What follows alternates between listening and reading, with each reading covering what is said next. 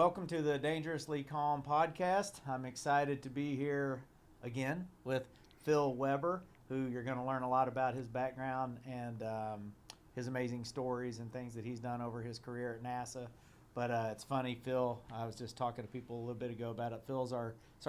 His second time being our first guest. So we had Phil on. We just started this show this month, and he was our first guest, and we were honored to have him. Amazing guest, amazing background. Had him into the studio. Spent about 2 hours, right, that first time, just chatting and talking, and it was amazing conversation and life's journeys and adventures. And so we got done with it, and then submitted sent the video to our videographer to chop it up for the podcast. And he texted me back, and he's like, "Hey Seth, man, Phil sounded great. Couldn't hear you at all."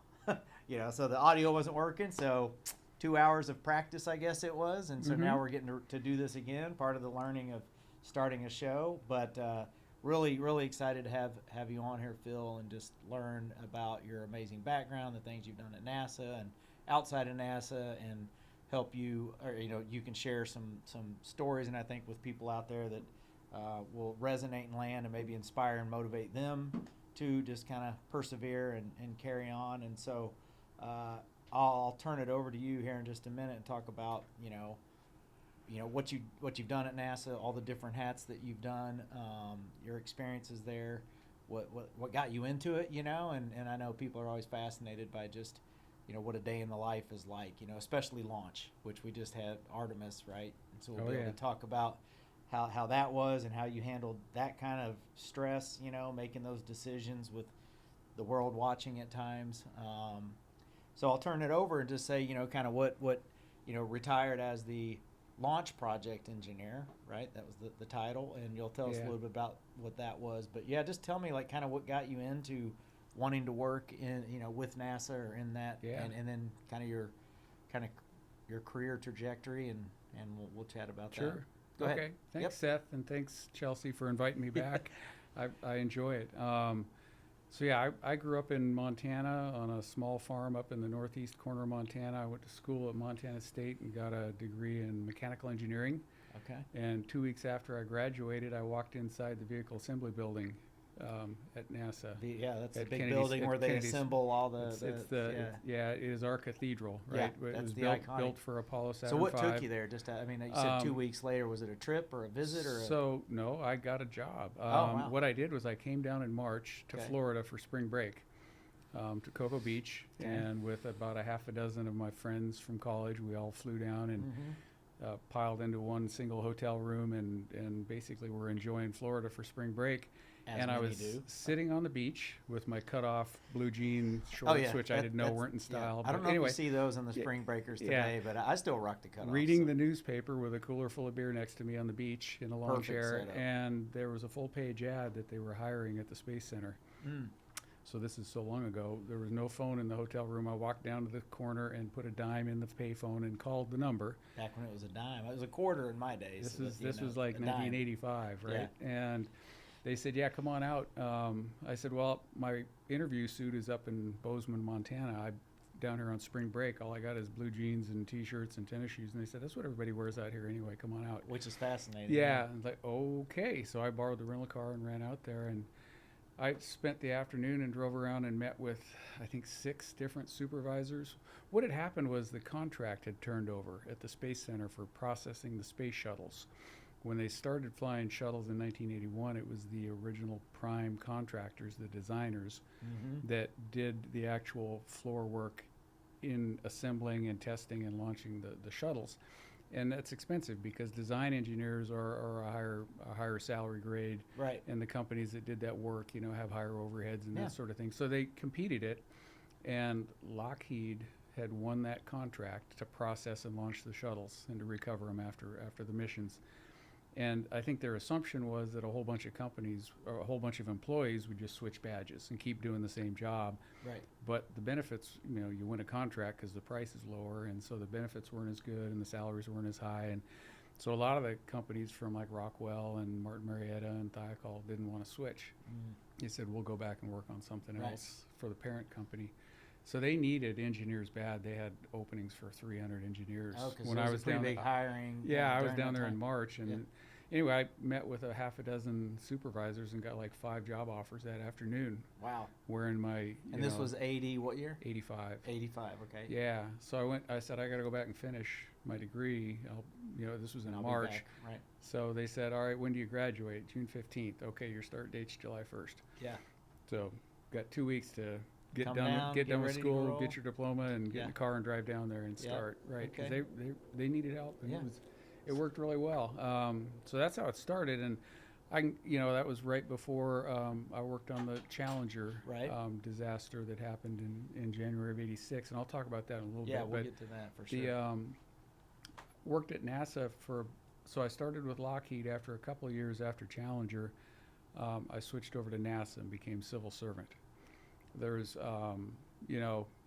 contractors can do layoffs when you're not flying and you're trying to keep the budgets low and that sort of thing. The civil service stays pretty solid and pretty flat. That's kind of like the continuity, Right. typically. The glue that kind of keeps the Yeah. whole thing together. And moving, contractors yeah. can rise and fall, and so that's kind of the general thinking Right. out there. And I was interested in staying long term. Mhm. And so the civil servant, it was interesting. I took a pay cut to go over to the civil servant. But then, through it's very important for everybody to have a mentor. And I had a couple of really good mentors. Mhm. And they kind of guided and coached me. And so within the span of by the time I was 30, I had been, guided and pushed up into a division chief type job, GS 15, which would be like the equivalent of a full bird colonel at the age of 30, which sure. is unheard of, right? No stress, no pressure, right? And I mean, it was a honor. I was so grateful, and it's like, this is amazing. But at the time, I was looking around at what my job really was at that point, and it was managing. It was managing people and teams and budgets and doing performance plans and approving travel orders. not much engineering. Not much technical, not much engineering. It was really managing the organization, which is really important. Sure. You have to have a healthy I guess organization. that's kind of engineering, if you think about like Yeah. the parts and the pieces that the you're social trying to- engineering, right? Social Yeah. engineering, that's what I Everybody on the team, their problem becomes your problem Yeah, because they're I they're know, having yeah, issues yeah, or whatever. yep. And I was just getting kind of drained by it because what I really loved to do was work hard technical problems. Mm-hmm. And I didn't see a path out of this because you kind of get funneled into this is where you're headed. This is your path, right? Yeah. And so in 1999, so it was like mid-career, midlife crisis kind of thing. I'm like, this is not what I want to be doing. Right. Which is kind of weird. I don't know if it's common or not for people to be, halfway through their career suddenly saying, I'm not sure why I'm here, and this isn't really what I Yeah. thought I'd be doing. I think it's very And it was a common, very important job. Right. And it was, Right. and like I said, supervising and managing Yeah. is crucial. And there are Yeah. people that are really, really good at it and love doing it.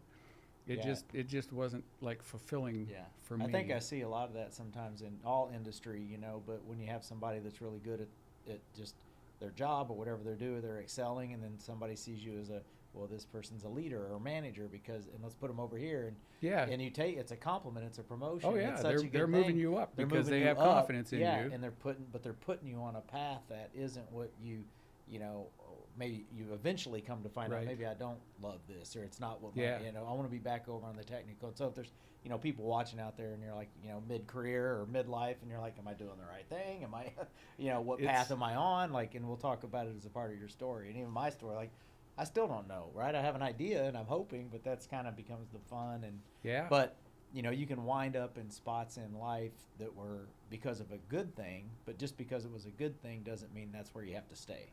Well, If you're not happy in it, yeah, right? you're And so- you're yeah. floating down the river, and Yeah. obviously you got to put the oars in and go where Yeah, you sure. want to be. There's other forces at work trying to put you where the organization thinks you'll do the most where good. you want to be and where they want you to be. Yeah, you to know. do the most good for the organization. You Yeah. serve at the pleasure, right? And Yep. so there's part of that and working that balance. So anyway, I saw a listing for a training opportunity, and it required you to move up to Washington D.C. and spend a year totally This was unplugged training within NASA, within right? NASA. Yeah, Yeah. it was called the Professional Development Program. Christina Williams was the HR training expert that set this Mhm. thing up, and it was the first year they did it. And there were people from all around the NASA. There's 10 NASA centers around the country, and so they scooped up, a couple from each center. Sure. So Put them we in had- this cohort. or Yeah, this kind of exactly. There leadership were training, right? Best about- of the best. About well, people that were confused like me, maybe, right? They're We'll call it best of the best, Most but- were all about the same age and Yeah. all kind of in that same pickle of, what do I want to be when I grow up? Oh yeah. But that was the whole point of that 1 year class, was to go do that hard head work of figuring out what are your values, what are your core competencies that you really are good at, what do you value as far as rewards go. I mean, you want to be up on the stage. Motivates you, right? Yeah, some people want to be on the Intrinsic, stage. extrinsic, yeah. Yeah, some want a medal, some want more money. I mean, everybody has to figure out for themselves what the reward system is that really gets them excited, because that's a piece of it, is getting something back from all your effort, right? Right. But it may Well, not that's the be thing, that you yeah, I want to mean- be the one on stage talking Right. all the time. And I think that's an important thing too, again, for, people maybe listening or supervisors out there is, people won't do anything unless they're motivated. right. And even, the level of NASA executives, like everybody has a certain motivation, and most people are either intrinsically motivated, so those are the people that they want to do good. I don't need the parking spot out front. I don't want my name on the wall. That's extrinsically motivated people. Yeah. And so, like, a lot of leaders and stuff I work with, because you'll see this within a lot of companies, is you'll have like a leader that's extrinsically motivated, like me. Like, I like the money, the fame, put my name on the wall. Like, I want to have the picture in the newspaper, right? And so they put incentives in place that are just for extrinsic motivation. For people And that and you lose half your audience, right? Yeah. And so good organizations, and like a NASA obviously, understand, how do we put incentives in place that meet the needs of extrinsically motivated and intrinsically motivated people. Right. And that's just Right. human behavior. And so you could, every individual person could spend some time trying to create what would be your dream job. yeah, and- and that's what this program And this did, was right? really what it was. Yeah. And there's a lot of steps to get there. You could sit down in an evening and just try to jot on paper, what would be your ideal perfect dream job if you had all your options open to you and you could do anything you wanted, what would it be?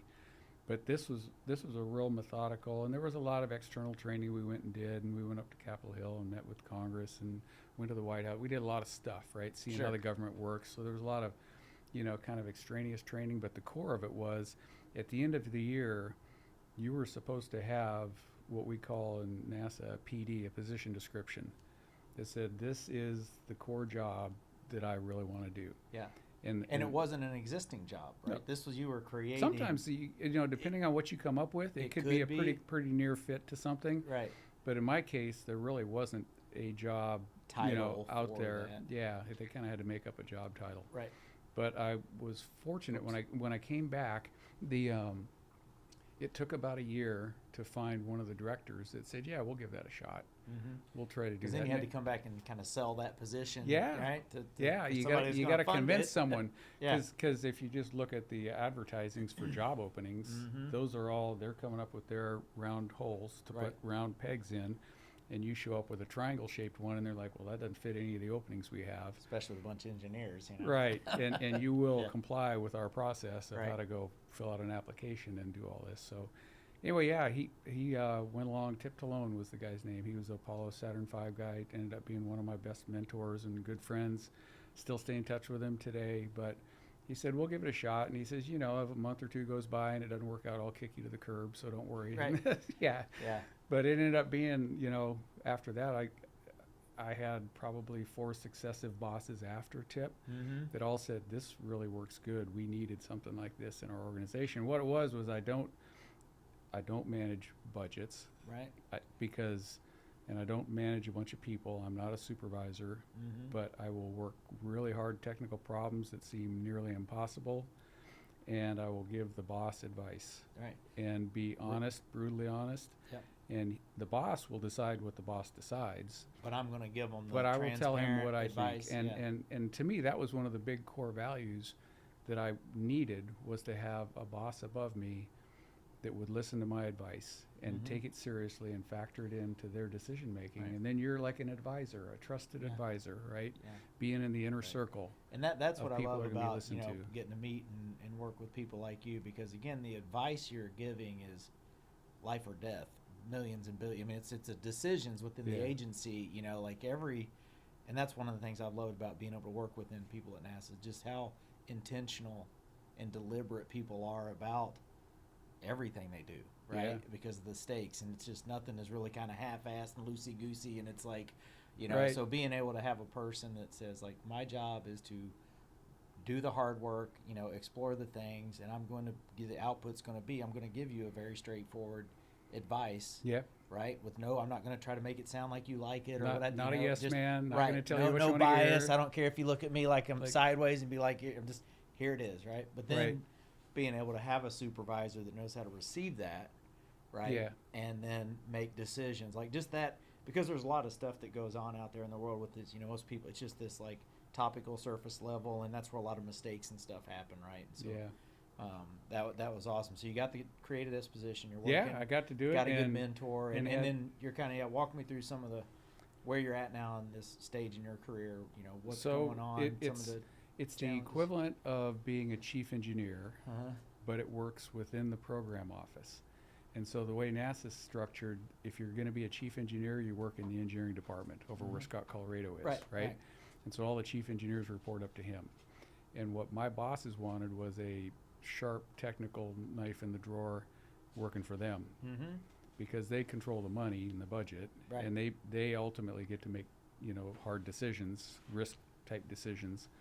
And so they wanted someone who reported directly to them, working those technical issues and making those kind of calls. And so it's kind of a, you know, it was a good mutual benefit to both. I got to do what I really love to do, and they got someone directly accountable to them making these hard technical decisions. What were some of this, because some of the stuff I like to think about, like the day and like, what were some of the, I'll say some of the biggest stressors or challenges? You know, where were you in the career? What program are we on at that point? You know. So yeah, I'd left shuttle at that point, and I was Left working on shuttle. the next program. So I actually went up and worked on the Orion up in Washington D.C. in 2004 was when Which we was did gonna be we awarded the contract for Orion. Yep. So I was on that source board. I was the ops team lead. Right. So I had the flight ops, the astronauts, the mission ops, the JSC guys, and the ground ops guys at Kennedy.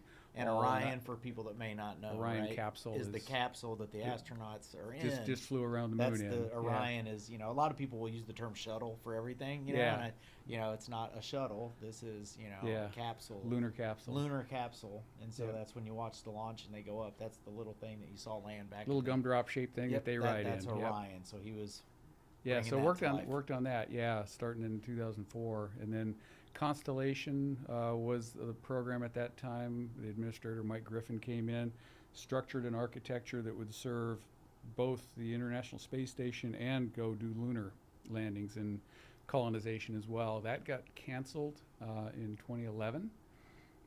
Unfortunately, the timing lined up just awful because that was the same time Was that that the one shuttle canceled for any? Was it political funding? All the above? Was well, it just, yeah, so politics. Politics usually. Again, I don't do people, money, or politics. I Yeah, should have yeah. added that. Me third either. one. Right. But me either. yeah, so they withhold your money, and then so you're not going to get done as fast, and then they say you're behind schedule, so Yep. we're going to cancel you. Yeah. No, Yeah. I've seen it in the time I've been working over there, which is you Yeah. know part of the game. So that gets canceled. Yeah, but the Senate stepped in and said, "We're slow down. We're not actually going to get rid of all this," and so they kept the heavy lift capability, which became known as the SLS, the Space Launch System rocket, which looked an awful lot like the heavy lift from the Constellation program. And it's got the capsule. We had to work on an upper stage that we ended up buying the United Launch Alliance upper stage, the ULA, yeah. Boeing's Delta IV upper stage, DCSS, Delta Cryo So second these stage. are all the components, Yeah, right, that make so up the building blocks, the building Legos that blocks, you yeah, piece the together to make stages the and- whole thing work, Sure. right? So where was I going with that? So you were talking about kind of the decisions and the choices, like growing up in that career. What was challenges? Yeah, you know, okay. And So what they had me doing at that point was we had a technical canceled, right. board, and so we were making decisions. I chaired the board. We had reps from all the different parts of the organization on the board, but the way the governance was structured, we would do the chair would decide. It's not a democracy, right? So that was part of what Mike Griffin brought in, and has stuck since then. that it isn't a case where we're going to do majority rules, 7 people vote yes, 5 vote no, we're going to go do it. Everybody debates. It's like the debating society. Everybody voices their opinions. Everybody talks through the issues, pros and cons, and then the chair decides. And what I used to tell Tip, when he first put me into that role of making the decisions, because he's kind of an introvert, he didn't want a whole bunch of people piled into his office arguing all the time. Right. So he goes, you take those guys down the hall to the conference room, you hash it out, and then pop in and tell me what you decided, and if I like it, I'll stamp it. And that's one of the things that I'm fascinated by, just having some time out there working within NASA, and it's like looking back on kind of how decisions and things were thought, back in those days, right? Before now, where it's this like, because it used to be a little more, there wasn't all this instant access, and it was kind of more old school, like going there, and back when they were like smoking in rooms or whatever, it's like figure it out and come out and give us the answer, and what was kind of like, what were some of the, because I'm all about like making good decisions, right, under those stressful environments. Like, what were some things you did? What I told Tip was, how did you, so probably 45% of decisions are no-brainers. You look at it and the answer is just obvious. I mean, we joke, a crackhead could look at that and get the answer right? This is easy, right? Those are like, and they come in, but you got to do. There are no crackheads at NASA. No, there aren't. But I mean, right. I mean, it's obvious, right? So, and then another 45% of what comes in front of you when you're chairing this kind of board, you look at it in the pros and cons, and it's like either will work, and either's acceptable, and there's really not a clear winner, a strong, got to do this over that. You could flip a coin, and either one's going to be fine, right? And then so how does it just there's not a lot of stress. And so those decisions, right? And then about 10% are really hard and really important.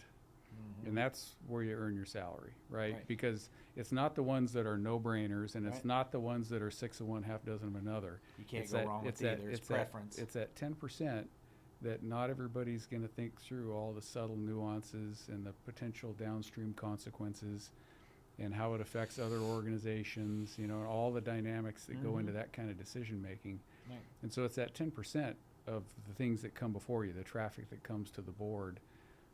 But in that environment, as the board chair, I mean, we had reps from everybody. The launch director was on the board, but again, in that role, I was the decision maker. Right. It was interesting because then for the Artemis launch, and we all knew this, we change hats.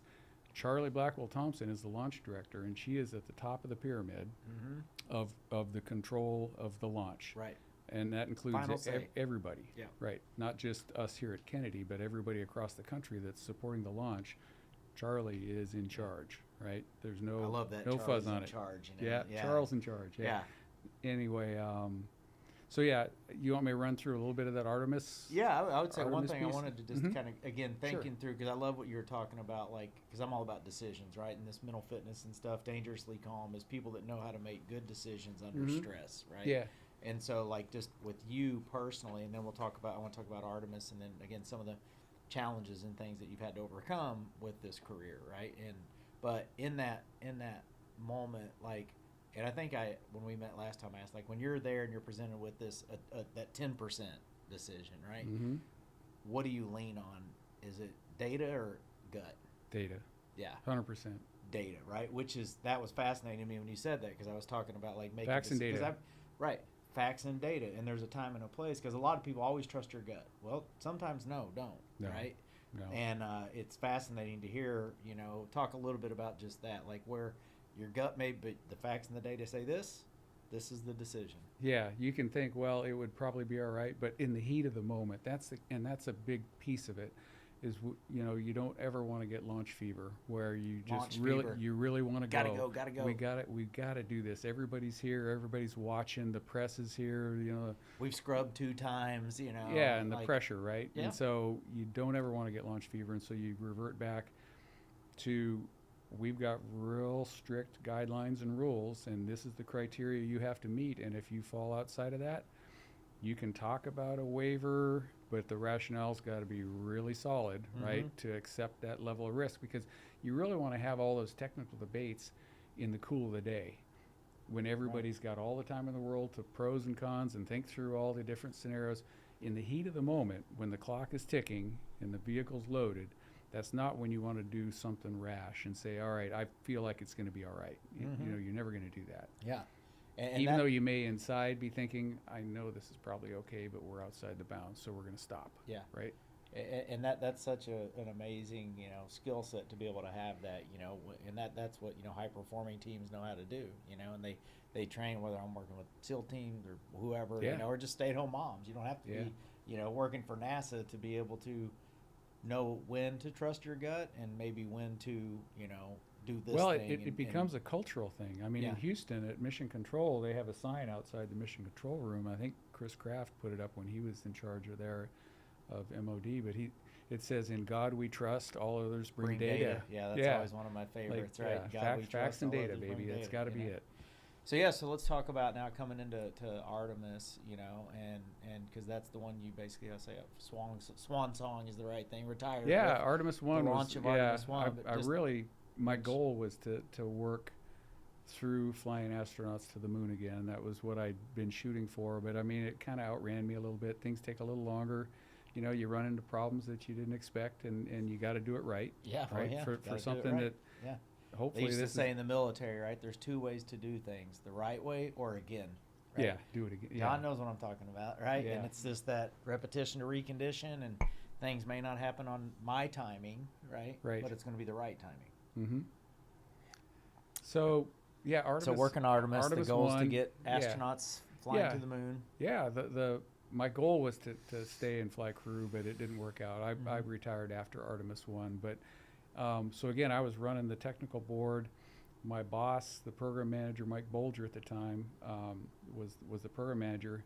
He said, "Hey Phil, I really want you to go work the integration console for this Tell first real quick launch." what running the technical board. Like the technical board sees probably about 90% of the traffic that comes through change traffic. Somebody says, "Hey, I got to go change a cable." Right. Well, the drawing doesn't reflect that. Some of that the engineering boards can go manage. If you're actually affecting functions that the program level controls, like, well, now I'm not going to be able to do these things that I said I was going to do, or it affects an interface, right, that somebody else owns the other side of that interface, then that level of stuff would come up to me to be adjudicated. Yeah. So the communication is what I'm always fascinated by, you know, because communication is just such a challenge for people in general, right? But to be able to, and I think it was like, you know, somebody at NASA had said, like, you know, our expectations like 0 communication failures. You know, being able to just communicate real time, real world. Over communicate, you know, and learning how to do that effectively is a skill, and it's a dance, you know. And I'm fascinated, like, you know, I've been able to peek inside mission control in these areas and, like, understand what you're having to watch and all the information coming in real time. And so running the technical board was my main bread and butter. That was my job that was title, your job, right? yeah. Working cross program with SLS and Orion and running the boards. And then the boss said, "Hey, I really want you to go back and do the integration console for launch." And I said, "You know, I did that back 25 years, 30, 30 already I done did that 30 years ago." It's like normally people kind of move up and up. Right, and he says, "Yeah, but, you know, there's going to be something come up that we don't know what it is at this point, and I want you to be there for that." Which to me, it's like, you know, he's pulling on my heartstrings, because it's like, all right, it's stroking the ego or whatever it is. I'm like, all right, well, you're the coach. You tell me where to go play on the field, and I will do it. And it turned out it was one of those things where I was kind of begrudging about it at first. It was probably the best part of the whole experience, you know, was being there with the team in the control room, working the hard technical problems. And so that's now coming in the room, right? We're in the room. You're in the control. Tell the viewer, like, who's in that control room. Yeah. Right? So up at the front of the room by the glass windows is where Charlie sits as the launch director, and then right below her on the tier below her is the NASA test directors. And when people are watching this stuff on TV, right? Like, You'll a lot of times they'll see Charlie. Yeah, the image of Charlie. There of her, right? And then right below her is the NASA test directors, folks like Jim Spalding. Jeff Spalding was the lead NTD through the terminal count, and he's been there, you know, as long as I had. And then below them, there's the test conductors, and they actually run the books. They run the actual procedures, and they kick off. They call an individual console, "Hey, APU hydraulics, I need you to kick off this step." And so they're keeping track of the clock, and they're kicking off steps and verifying completion and making sure that everything gets done in the right sequence. That's what the test conductors do, and there's 3 of them. Orion has its own test conductor. The SLS has a test conductor in the ground. So there's a GTC. Top, middle, bottom. Yeah, and so we would have them on the headsets, listening in and tracking.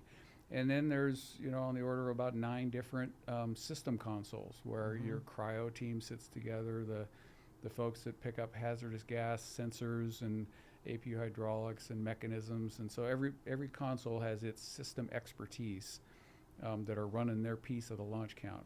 And then our team integration would sit right in the middle of the room, and that was intentional. We designed the room, and that They redesigned it, right? We redesigned it after shuttle. Yeah. And put integration at the center, thinking that's like the hub at the center of the wheel, and everything spokes out. Right. Yeah, everything spokes out from that. And so if someone's working a problem over here, they come to us at the hub, and we pull in anybody else around the wheel that we need to get on the headset with us to talk through, because a lot of times and all this is happening with the clock ticking and the world watching. Right. And that's what I'm saying. Like being able to just stand there and sit there and an individual, all these things moving that are all critical and solving real world problems in real time under complete stress with a clock. Because we don't actually own a specific system or hardware. We also have the ground launch sequencer, the GLS, ground launch sequencer, and that's what does a couple of functions. It does the red line monitoring, so the launch commit criteria, if you violate, the voltage has got to be between 8 and 12, and it's 12.2, we get a flash, and it says you're outside your limits. Was that one of the ones that was flagged on Artemis 2 that we talked about? Yeah, they had one when they're sitting in the 10-minute hold, waiting at T-minus 10 minutes. So that was one of those things, like most people watching a launch wouldn't notice or understand what was happening with that. And so the comm operator had lost the S-band for instantaneous, dropout, and she enunciated that, which was the correct thing to do. We've had an anomaly. She called it on the radio, right? And there is a related launch commit criteria to it. The guy who took my job, Anton, who basically took over. He took his first one, right? His first one as the lead launch project engineer. Yeah. And he did a fantastic job. He handled it perfect. Yeah, I mean, and that just made my heart swell hearing that, because he knew this really isn't a launch commit criteria violation, because it didn't persist. It was an instantaneous in the way the criteria was written, but it was good that she enunciated the anomaly so we could be keeping an eye on that for the remainder down inside. And once you get inside 10 and counting, they would not enunciate something like that. No. Because they were in the 10 minutes and holding, that was the right thing to do.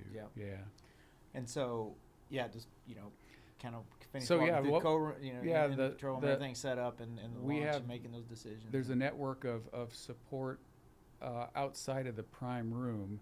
And so over in firing room 2 next door, we're sitting in firing room 1. Next door in firing room 2, there's support staff, and that's where, like Colorado sits. And so the engineering teams and people that you can tap into, because they can dig through the file, not literal file cabinets, but the files on their machines, and they can pull up history and data and help support problem resolution. So what our console really does is work problems. And I was asked one time in an interview, if there's no problems at all, you guys just sit there and don't do anything. And it's like, well, that's a pretty good hypothetical, but it's never happened. We've never gone through a count without something happening.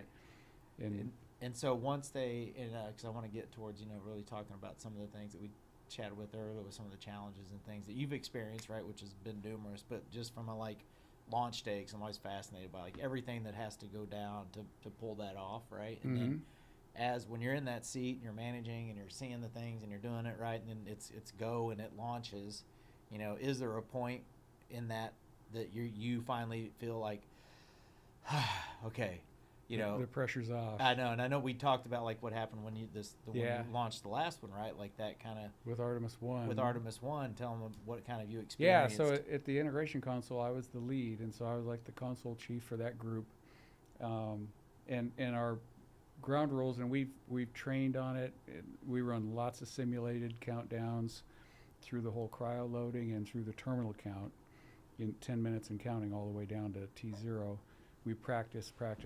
They throw all kinds of problems at us to make sure that we can actually pull the threads and get to the actual root cause and figure out, whether we can go that day or not. And believe it or not, I mean, being able to stop when you need to stop and then safe the vehicle and drain the vehicle is a huge success in itself, Right, right? right. Everybody thinks Not of launching. launch is, Yeah, not launching is a success a lot of times. yeah, if you can do it safely and control and protect the vehicle, the hardware, and the people, I mean, that's the key. So yeah, we get down to 10 minutes and holding, and from then on, I'm going to be the only one speaking from the integration console. If there's any problems come up, just like you heard Anton's voice. Right, it's your voice. Right, it would have been mine back then. We got inside 10.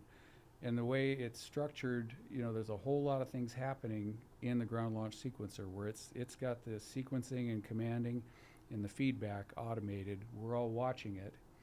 And so there's not like a big red button you push to launch. There's literally a big red button you push to stop. To stop, right. And that's a manual override to say, you know, and the GLS operator, Alex Pandelos, sits at our console. We say GLS give cutoff. He hits the button and we're done for the day, right? Yeah. So that's kind of a misnomer that people think someone's pushing a button to launch. It's really it will launch unless you turn it over. If it automatically sees something to stop, or if some human in the loop says stop, which is part of why we advise everybody not to have their thumb anywhere near the button on their little hand. You know, your headset has a push to talk. Sure. And if you inadvertently push the button and cough or something, that could be interpreted as someone trying to communicate that there's a problem, and will cut off. So we don't want to hear anything on You don't want to be that person that You don't want to be the one and- that sneezes and causes us to stop for the day, right? So yeah, essentially at our console, I'm the only one with my thumb on the button at that point to talk. Right. And you go from 10 minutes all the way down to 6 minutes.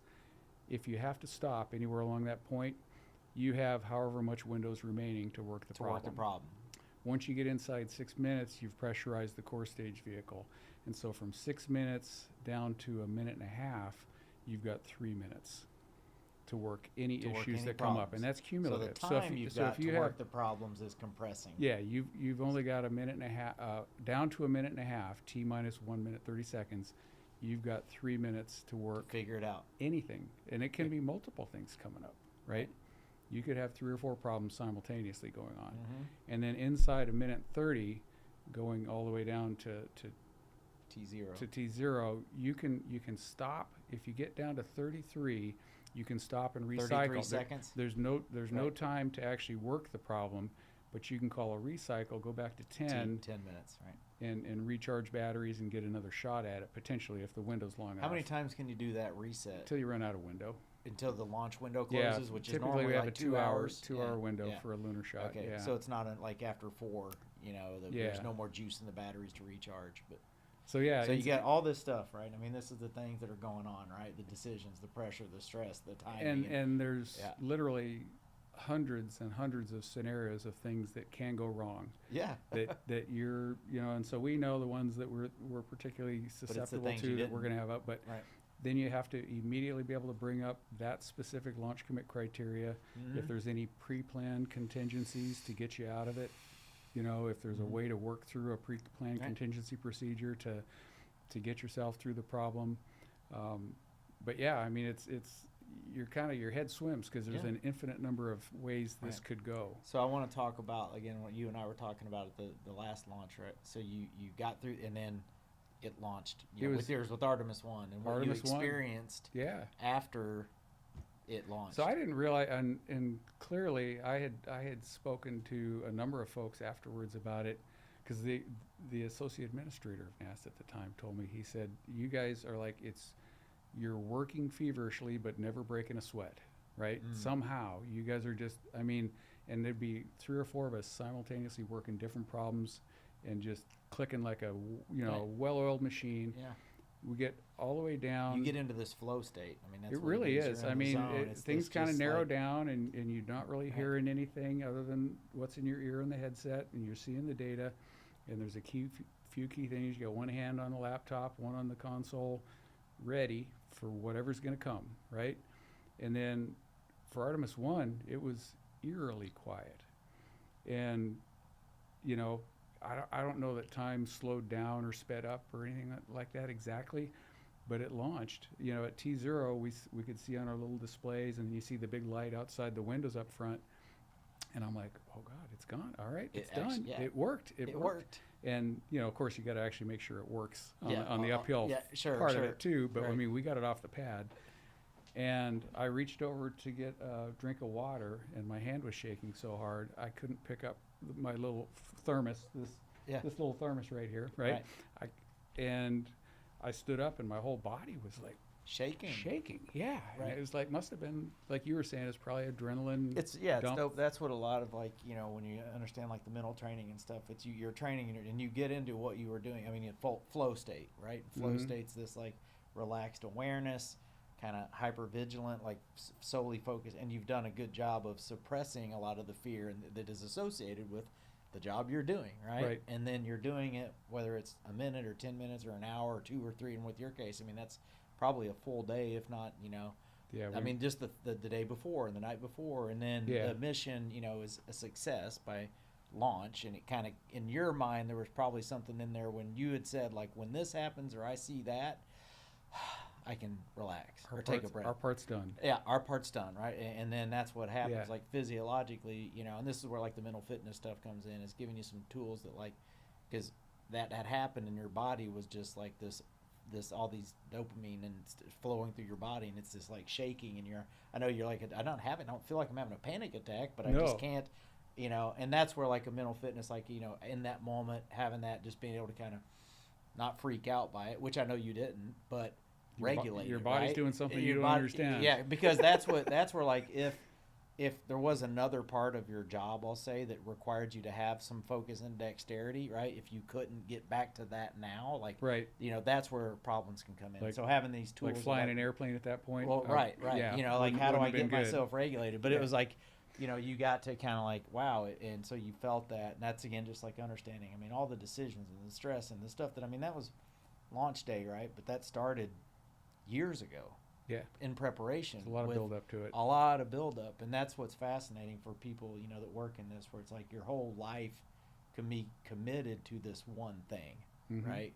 And everything you do, the 20, the 30 years of training and all the hours and all the sacrifices, like, and some people do it and that one thing never happens because it was canceled, or they, Yeah. or something bad happens, right? And Yeah. and so I want to kind of spend a few minutes here talking about, some of the stuff we were talking about earlier with, amazing career, all this stuff, but what were, some of the moments that were more like, I'll say challenging, or where you've had to kind of push through and persevere. Yeah. And I know we talked about, Challenger. Right. But yeah, just, we'll kind of go back to that and talk about, because that was early in your career, right? That- Kind of yeah. coming in and just, And that yeah, was really walk me hard. through your experience with that and what you worked on that Sure. project, and how that maybe helped kind of like shape how you handled things moving forward, right? I think everybody, as they go through their life and through their career, is learning things and picking things up, and some are happy and joyous, and some are painful, and you learn from all of that, right? And so Challenger If was you learn really, from it, it's always a lesson, right? Yeah. If you don't, it's a failure. Challenger was painful, and so again, this was back in 1985. Launch was in January of '86, but we put the vehicle together ahead of time, and I was working solid rocket boosters, solid rocket motors, stacking in the vehicle assembly building, and the segments come in from Utah in a rail car, and we break them over to vertical and then stack them on top of the mobile launcher, and then they make the big orange tank, and then the orbiter comes Oh, over, yeah, the right? big And so orange that's tank, I think all that that's mechanical engineering, and it's good stuff. So putting one segment on top of the other, they're 12 feet in diameter, 32 feet long, filled with solid propellant, so they're loaded. They have a hole down the center that's called the bore, and that's ignition. The flame shoots down the bore, and they burn from the inside outward, right? Fascinating. Yeah, out towards the edge, and then they burn out once all the propellant's gone. But we had a real hard time putting those segments together. My roommate at the time, I lived down in Cocoa Beach in a condo with a guy who liked to surf, and they had us working 12-hour shifts, and it was 3 in the afternoon to 3 in the morning, 3 in the morning to 3 in the afternoon. And he and I were on opposite shifts. And so he was working the earlier shift and had a real hard time getting the segments to go together. And what it was they were out of round. They weren't concentric, right? Nothing's ever perfect, right? So we had, especially when all these different, yeah, they'd chemicals ramped up and, right. ramped up the launch rate to doing 12 a year, 12 shuttle flights in a year. That's the most ever done. And then So in Utah, they'd pull the segments up out of the casting pit where they cast the propellant, and normally they let them sit for 3 weeks or a month vertical, and then break them over to put them on the rail It kind of cars. settle during that time. Is that what they would do? Cure. Yeah.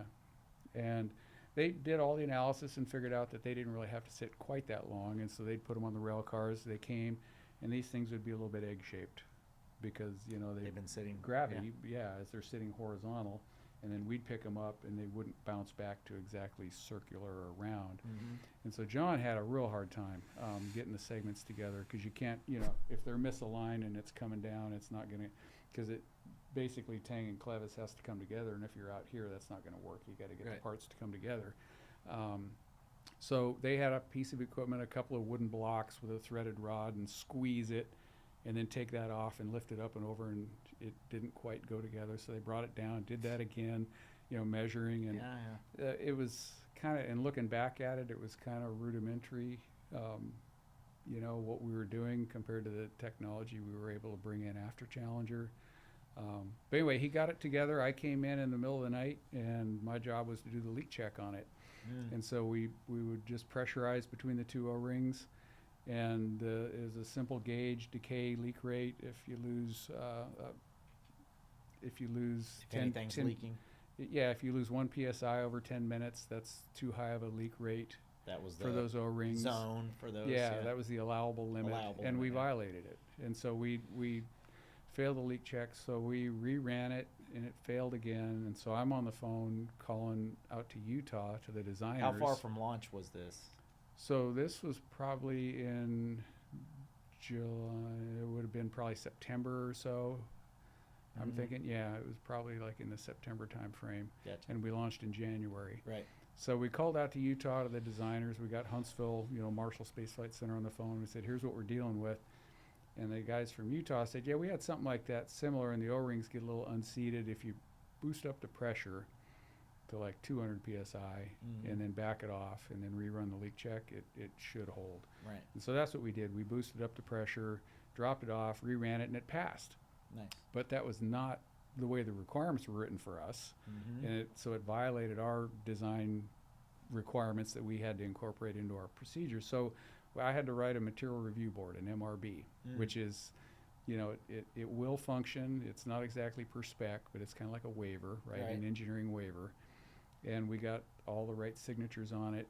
And then, I didn't think much about it because that's kind of what we did as engineers. We would come up with rationale. Right. And then in January, when the launch went off and it came apart on ascent, we're all just stunned. And then within, the TV cameras and the footage and everything became pretty clear that a solid rocket booster leak caused it, right? That one of the joints had leaked, and that was the exact joint that my roommate had a hard time putting together, and that I had a hell of a time getting leak tested, and it blew out.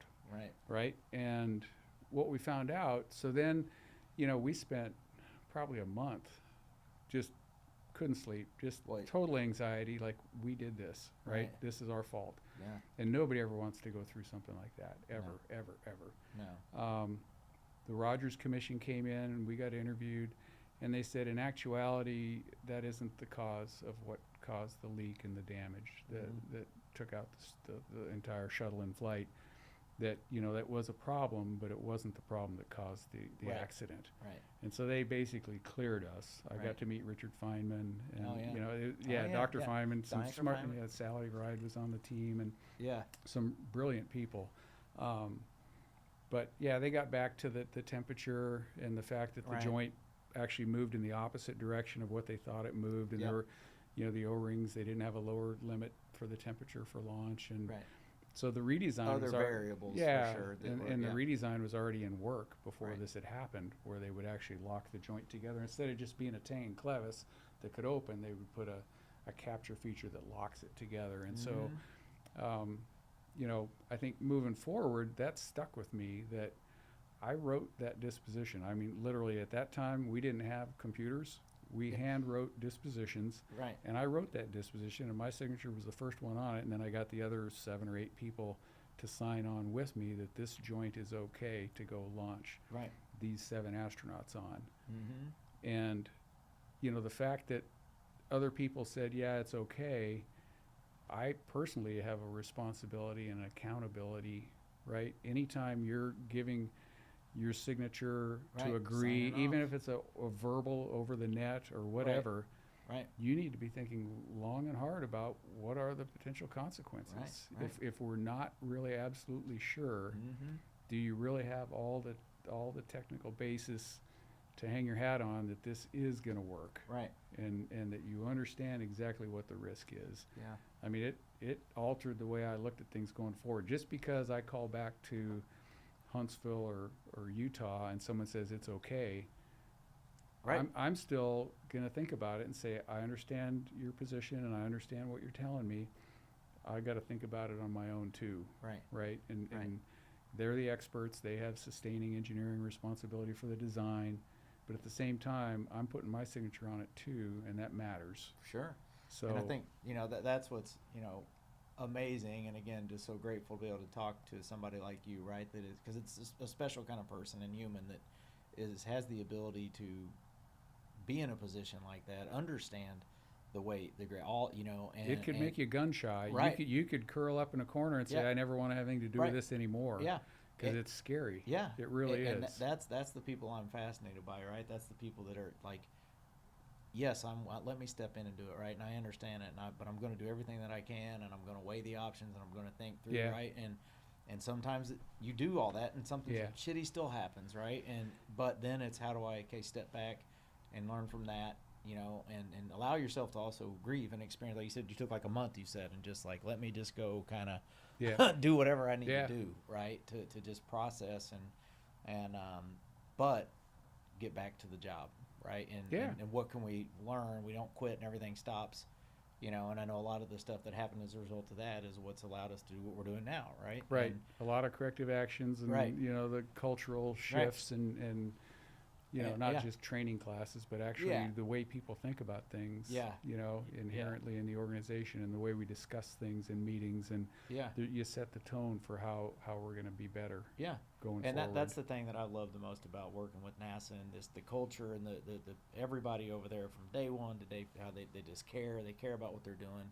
They learn, they share. There's this, this ability to just, I don't care. Just tell me the truth. Just Yeah. tell me the truth. I don't care what the good or bad. And then the person receiving it, has to be able to say, okay, I'm not going to take that personally. And I know it still happens, right? But it's for the good of the Constructive. cause. Constructive, It's yeah. constructive, and Yeah. so, we'll kind of get ready to close up here. But yeah, just amazing, and now you're kind of in the retirement phase, right? Just retired, what? Yeah. Not even a year. I've been out 3 years now. Was it that long? Really? Yeah, the end of Okay. the end of After 22, I went out. Artemis won. Yeah, Artemis right? 1 flew in November, and I retired Yeah. at the end of the year in Yeah. November in So, 22. When you got to watch Artemis 2 launch as a civilian, Yeah. how was that experience? you Yeah, know? that's Like, actually where we met, right? Yeah, It was yeah. up at the viewing site Right. for Artemis 2, and hearing, our team operating, hearing it over the net, over the loudspeakers, the Yeah. public affairs, Yeah. and then when you'd actually hear the launch director and hear Anton at the integration console Right. and Alex, the GLS operator, calling out the milestones. I mean, I was so proud because it That's was like the word I was just about to say. and I'd learned this and heard this in numerous experiences in the past and courses, but leaders aren't the ones that are supposed to be on the stage, Mm-hmm. right? I mean, my boss said, I want you sitting there. And that's like if certain people are comfortable taking the three-pointer at the end of the game, Yeah. whether you're going to either win or lose, and he recognized that and said, I want I you want you there. taking the shot. Yeah, I want you. Yeah, and Right. it's not for the faint of heart. Some Mhm. people, they recognize you can do that. But the key to a leader and a coach is that you get the team ready and you set the stage for them, and then you back out. That's right. And then they get up and they perform. 100%. And if you were a really good leader and a really good coach, they got it. And they will handle whatever comes at them. Right. It's not just running plays that Yeah. you drew on the chalkboard. They're Yeah. dealing with whatever comes up, Yeah. right? And that's what, again, is we kind of what I remember distinctly from meeting you after and seeing you on the bus and just like a big grin, right? This Oh, kind of yeah. like ear to ear smile, and They we started nailed it. talking, and They nailed I it. could see that it was his first time. Now I've been in there, I've experienced all the stuff we talked about in your career, and then you got to kind of sit back and see this other team doing it I and did. executing it, perfectly, and I mean, Yep. he was just glowing with like, I they texted, nailed it. I They texted did it, him. I you know? texted him that night Yeah. and Yeah. said, "My heart is swollen with pride for you guys." You Yeah. know, it's just, Yeah. and they're like, it was really quiet again, all the Right. way down through. You know, they had that one little Yeah. thing to talk about, but it was still in 10 minutes and holding. But other than that, they're Yeah. like, yeah, we Well, they They handled crushed it. it. They handled it like rock stars. You know, Absolutely. And you were a big part of that, and will continue to be. And so help set the stage, right? help set the stage, you And know, you for can future watch. generations out there launching, and so you know, awesome again to have you on. And so Thanks, you know, Seth. I love your story and everything that you've done. It inspires me, you know, and inspire a lot of people out there, you know, to take chances and, you know, push boundaries and face your fears and all that fun stuff, right? To be dangerously calm and do the things that we know people are capable of. So thank you again for coming, and we want to present you with all of our guests. We like to present a little kind of gift on behalf of it. So we'll show you. Okay. This is, you know, we on the Space Coast here, and so we have a resident artist that puts together some custom Oh, paintings based cool. on stuff that you might be passionate about. So we're gonna give this to you here. Oh my gosh. Yeah. And so, you know, we know you like to Wow. fish now that you're retired, you know, That's so it. we Fishing got is the hobby. the fishing astronaut there with Artemis That's it. Artemis launching, and Bama love it. up in the clouds. And so thank you again love for it. coming, Phil. We Hey, appreciate it. Thank you so much. Yep. And Really enjoyed it. yeah, enjoy the retirement. Yep. All right.